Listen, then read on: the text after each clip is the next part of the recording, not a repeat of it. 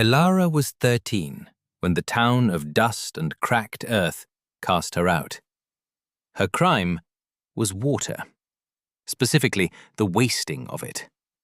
In a place where every drop was rationed from the town well, measured by the cup and guarded by a man with a shotgun, her sin was unforgivable. She had been caught time and again pouring her meager daily share not down her own throat, but onto the stubborn patch of dirt behind her mother's shack. She was tending a garden of strange, deep-rooted herbs and thick-leafed succulents her mother had cultivated before the wasting sickness took her. Her mother had been a woman of the earth, not of the town. She understood things the townsfolk did not. She knew that the sun could be a killer as much as a giver of life. She knew that the true life of the desert was not on its scorched surface, but deep within its cool, dark heart.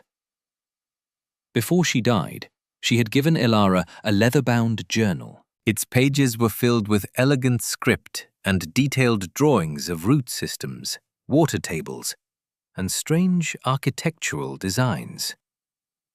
"The surface will betray you," her mother had whispered, her voice a dry rasp.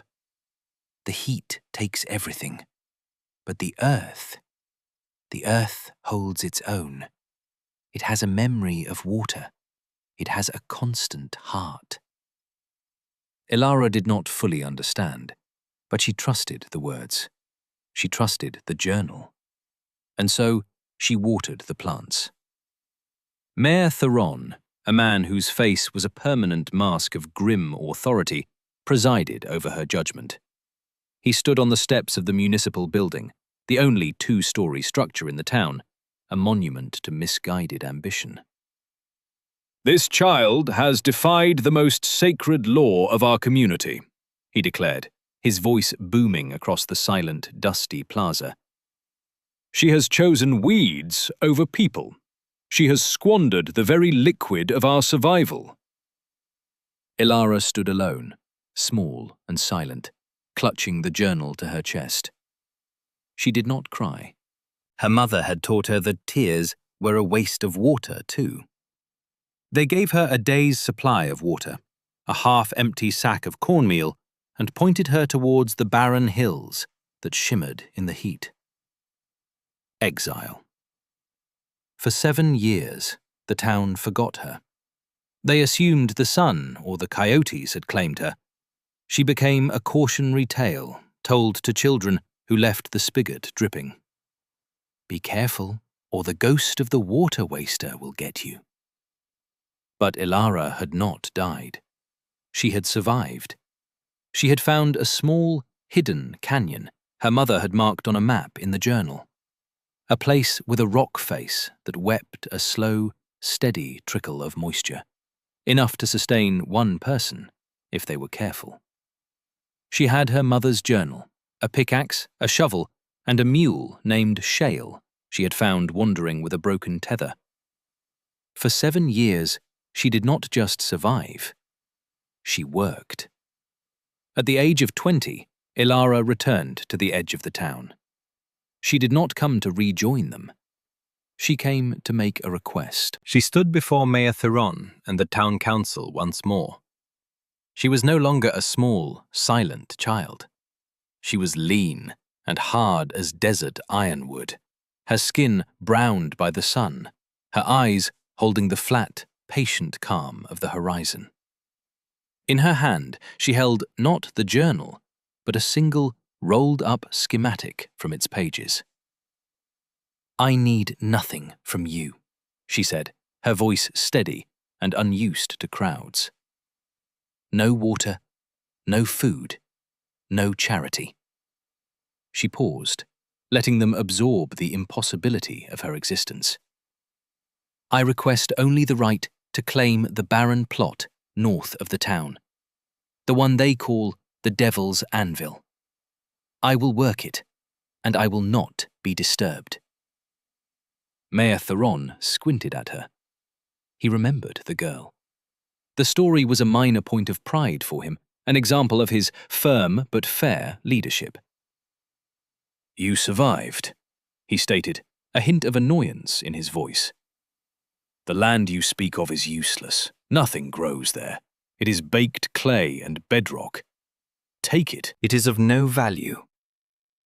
Jedediah Vance, the richest man in the county, let out a dismissive snort.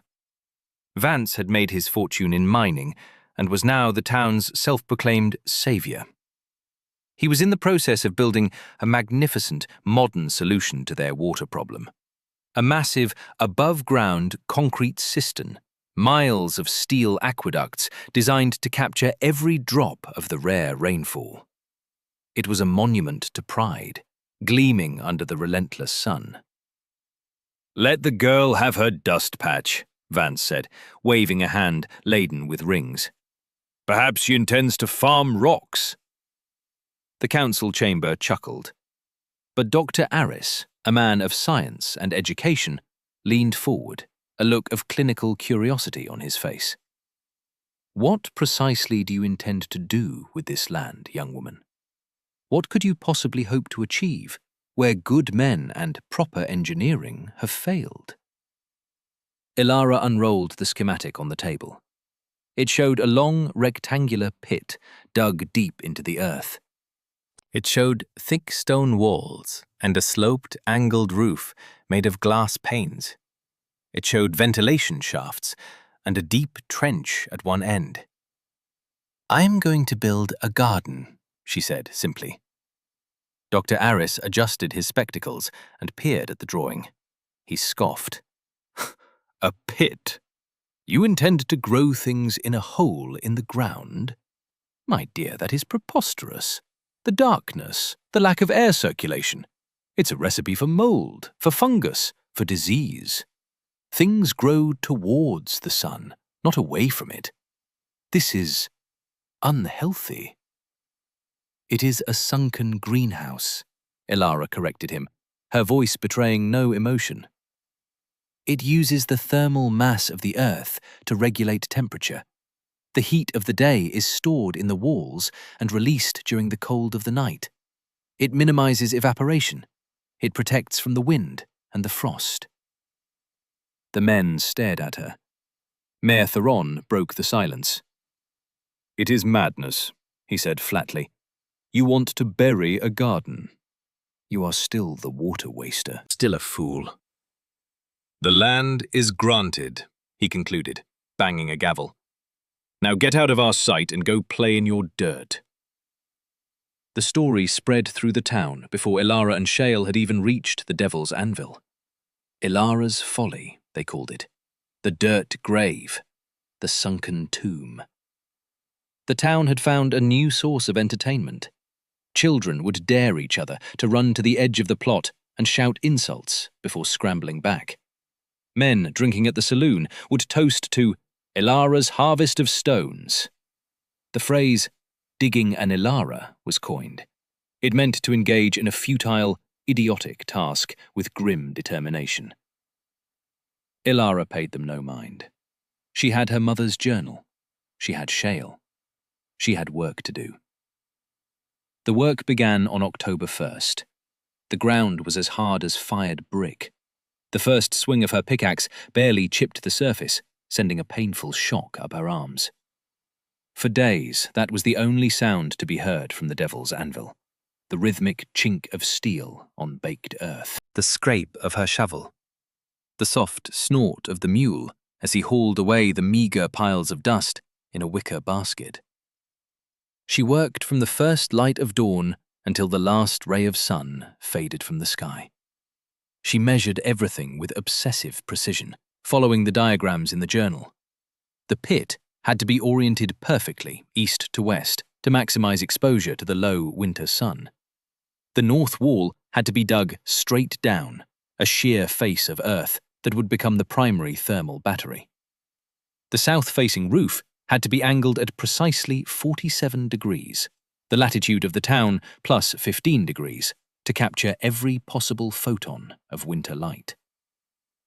The town watched her toil, and their mockery grew. Jedediah Vance would often ride out in his carriage on his way to inspect his glorious aqueduct. He would stop and watch Elara, a tiny figure in a vast, dusty hole, and he would laugh. "Still digging to the underworld, girl?" he would shout. "My aqueduct will bring this town life." "Your ditch will only bring you a grave." Elara never looked up. She never acknowledged him. Her world had shrunk to the next swing of the pick, the next shovelful of earth. Winter came. The desert nights grew bitingly cold. Frost laced the ground each morning. Elara's progress slowed as she hit bedrock. Now the sound was a sharp, ringing clang as her pick struck the unyielding stone. She worked with wedges and a heavy sledgehammer, splitting off chunks of rock one by one. The labor was brutal, punishing. Her hands were a mass of calluses and broken blisters. Her back ached with a fire that never went out. But she did not stop. She used the very rocks she excavated to line the walls of the pit, fitting them together with a dry stack technique her mother had sketched. No mortar, just weight and friction and a deep understanding of geometry. She was not just digging a hole. She was building a vessel, an ark of earth and stone. By the time spring arrived, the pit was complete. It was 80 feet long, 20 feet wide, and 10 feet deep. A precise, rectangular wound in the barren earth. The town had grown bored of her. The daily spectacle of a lone woman digging had lost its novelty. Their attention was now fixed on Vance's grand project. The final section of the aqueduct was being hoisted into place. There was to be a great celebration. Elara ignored it all. Now came the second phase, the roof. She had spent years collecting the materials. Old windows, salvaged from abandoned homesteads. Thick sheets of polycarbonate, bartered for with jerky and woven baskets she made at night. She built the wooden frame herself, using desert wood that was hard as bone. She sealed every joint with a mixture of pine resin and sand. Slowly, methodically, the great, angled sheet of glazing covered the pit, transforming it from a scar into a structure. She built a small, earth-sheltered stable for shale connected to the west wall. She dug ventilation shafts, carefully positioning them to create a natural convective loop, drawing cool air in and venting hot air out. She dug a deep, narrow trench along the inside of the north wall, a cold sink, the journal called it, to trap and drain the coldest air, preventing it from settling on the plants. Finally, she began to move the soil back in. Not the baked clay from the surface, but the richer, darker soil from the bottom of the pit, which she had carefully set aside. She mixed it with Shale's manure and compost she had been cultivating for years. She was creating a living earth, a bed of pure potential, 10 feet below the dead surface of the world. The work took 2 full years. 2 years of solitary, back-breaking labor. 2 years of mockery and isolation. On the second anniversary of her return, the town held its celebration. Vance's cistern and aqueduct were complete. Mayor Theron gave a speech about progress, about man's triumph over nature. Dr. Aris spoke of the great leap forward for public health. Jedediah Vance, beaming with pride, turned the great iron wheel that opened the sluice gates. The town had saved its water for weeks for this moment. A torrent of precious water rushed through the steel channels and into the vast concrete basin. The town cheered. They had conquered the desert. They were safe. Miles away, Elara planted her first seed. It was a potato eye. She pushed it gently into the cool, dark, damp soil of her sunken world. She felt a quiet satisfaction. Her work was not a monument to pride. It was a pact with reality. The first sign that something was wrong came in late summer of the following year. It was subtle. The desert cacti, which should have been bursting with fruit, produced only small, withered knobs. The sidewinders and desert lizards, usually plentiful, seemed to have vanished. Elara, walking the hills, saw them burrowing deeper than she had ever seen before, seeking a coolness the earth was no longer offering. The air itself felt different, brittle, static. It carried a strange, metallic scent, like hot wire.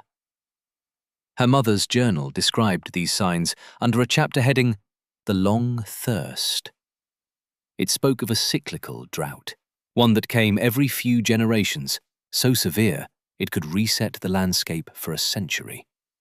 A drought that was always followed by a sudden, catastrophic freeze. Heat, then ice. A 1-2 punch from which the unprepared could not recover. Elara began her final preparations. Inside her greenhouse, life was thriving. Rows of potatoes, carrots, and beets grew in the deep soil. Leafy greens flourished in the gentle, humid air. Vines of tomatoes and beans climbed the stone walls. The air was sweet with the smell of damp earth and growing things.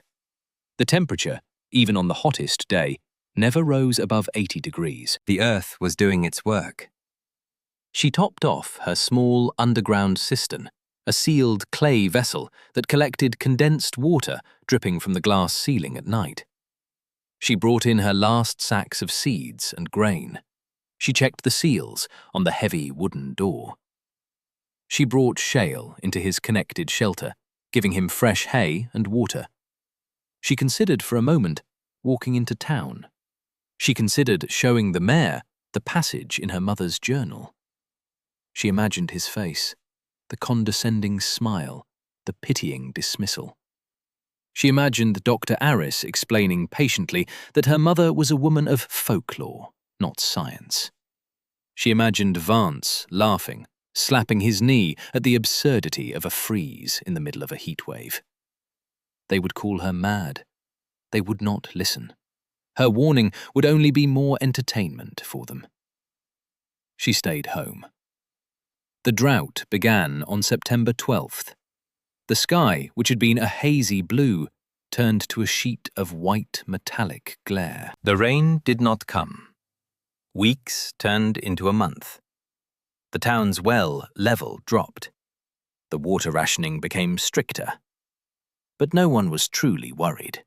They had Vance's cistern. It was nearly half full, a vast reserve of life-giving water. It was their salvation, gleaming proudly on the hill above the town. October passed. The heat did not break. Day after day, the sun beat down with a physical, punishing force. The steel of Vance's aqueduct expanded and groaned. The concrete of his cistern baked. The surface of the water, exposed to the relentless sun and dry wind, began to disappear. Evaporation. The great enemy her mother had written of, a thief that works in silence and sunlight. By mid-November, the cistern was less than a quarter full. Panic began to set in. The town well ran dry on November 26th. Now they were entirely dependent on Vance's monument. Armed guards were posted around it day and night. The catastrophe arrived on the morning of December 3rd. It did not come as expected. It came not as more heat, but as a chilling, unnatural silence. The air grew still. The white-hot sky began to deepen into a strange, bruised purple at the edges. A wind picked up, not the hot, dusty wind of the desert, but a wind with a sharp, frozen edge that felt like a blade against the skin. The temperature plummeted. Within hours, it dropped 50 degrees. By nightfall, it was below freezing. The townsfolk, weakened by heat and dehydration, huddled in their poorly insulated homes, unprepared for this new assault. The sudden, extreme cold was a physical blow. It was a thing of mythic violence. The first loud crack echoed through the valley just after midnight. It was the sound of Jedediah Vance's dream breaking. The water remaining in the aqueduct froze solid. The expanding ice split the steel pipes from end to end. The great concrete cistern, its structure stressed by the wild temperature swing, gave way. A hairline fracture became a crack. The crack became a chasm. With a groan that sounded like the world ending, the north wall of the cistern failed. The last of the town's water, a solid block of useless ice, tumbled down the hillside. The town's salvation had become a frozen tombstone. Inside her greenhouse, Elara lit a single lantern. The air was a pleasant 60 degrees.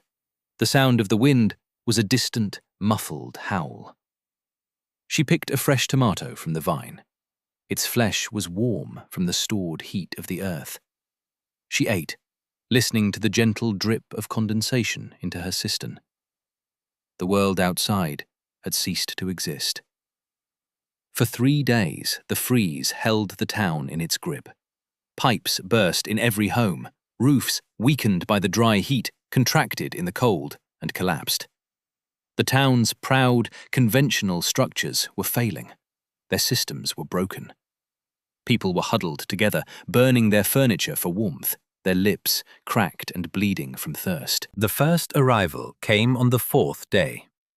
A figure, stumbling through the snow-like frost that now coated the landscape, collapsed against her door. Elara opened it. It was Dr. Aris. His face was gaunt, his fine coat torn. His eyes, which had once held such intellectual certainty, were now wide with desperation and disbelief. He stared past her into the impossible green warmth. He saw the beads of moisture on the leaves. He smelled the rich, living earth. My daughter, he croaked, his voice breaking. She has a fever. All my medicines are frozen. The water. There is no water. Elara looked at him. There was no triumph in her eyes, no "I told you so." There was only a quiet, profound stillness. She stepped aside, holding the door open. "Bring her here," she said. "There is water. There is warmth." Dr. Aris returned, carrying his child. He was the first. He was not the last. Word spread, a desperate whisper carried on the frozen wind. The folly. The dirt grave. It was warm. It had water. They came in a slow, shuffling procession of the humbled. A family whose roof had fallen in. The store owner whose entire stock was ruined. The mothers and fathers who had taught their children to mock her name. They arrived, half frozen, ashamed, their faces etched with the stark reality of their failure. Each time, Elara opened the door. Each time, she let them in without a word of reproach. She gave them water from her cistern. She gave them potatoes and carrots dug from the warm earth. She organized them, turning her home into a sanctuary, a hospital, a refuge. The outcast, the fool, the water waster had become their sole source of salvation. The last to arrive were Mayor Theron and Jedediah Vance. They were the most broken of all. Their authority was gone, their pride shattered into a million pieces. Vance's hands were raw and bloody from trying to chip ice from his broken monument. Theron's face was a grey mask of defeat. They stood at the entrance to the greenhouse, staring at the community they were supposed to have led, now huddled safely inside the structure they had ridiculed. Elara met them at the door. She held out 2 clay cups of water. They drank. And in that moment, they understood. When the freeze finally broke, a week later, the town held a meeting. It was not held in the damaged municipal building. It was held inside Elara's Folly. The people gathered among the rows of thriving plants, their breath misting in the warm, humid air. Mayor Theron stood before them, with Jedediah Vance and Dr. Aris at his sides. He looked not at the crowd, but at Elara, who stood quietly by the north wall, her hand resting on the cool stone. I have failed you, the mayor began, his voice thick with shame. We put our faith in steel and concrete. We put our faith in our own cleverness. We believed we could command the desert. He gestured around the greenhouse. We mocked this place. We called it a folly, a grave. We named it for the woman who built it as a curse. He looked directly at Elara now, his eyes pleading. We were the fools. You were right. We were wrong. A silence fell over the greenhouse, broken only by the drip of water. Jedediah Vance stepped forward. My monument to progress is a pile of rubble, he said, his voice hollow. It was built from pride. This was built from wisdom. I am sorry. Dr. Aris spoke last. My science was incomplete, he said. I saw only the surface. I dismissed the knowledge of the earth itself. The things I called unhealthy, they are the only reason my daughter is alive today. Elara, you have my apology and my gratitude. All eyes turned to Elara. They waited for her judgment, her anger, her retribution. She looked at their tired, humbled faces. Pride doesn't fill a canteen, she said, her voice calm and clear. Arrogance doesn't grow a potato. She walked to the center of the room and picked up a handful of the rich, dark soil. The surface will always betray you. The sun and the wind are fickle, but the earth is constant. It holds the cool. It holds the water. It holds life. She let the soil run through her fingers. Your mistake was not in building. It was in believing that wisdom only comes from loud machines and new ideas. Sometimes, wisdom is quiet. Sometimes it is old. Sometimes it is buried. She looked at Mayor Theron. I do not need your apologies. I need you to learn. Survival is not about pride. It is about preparation. It is about listening. And so, she taught them. The town did not rebuild its municipal hall first. They did not repair Vance's aqueduct. Under Elara's guidance, they began to dig.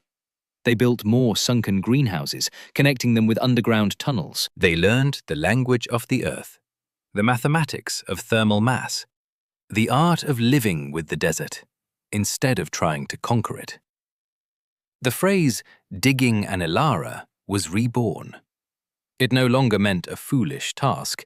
It came to mean an act of profound wisdom, of quiet foresight, of building for the reality of tomorrow instead of the pride of today.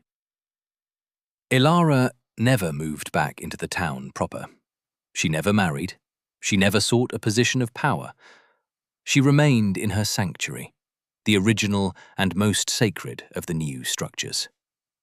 She lived for 60 more years, becoming the town's sage, its quiet conscience.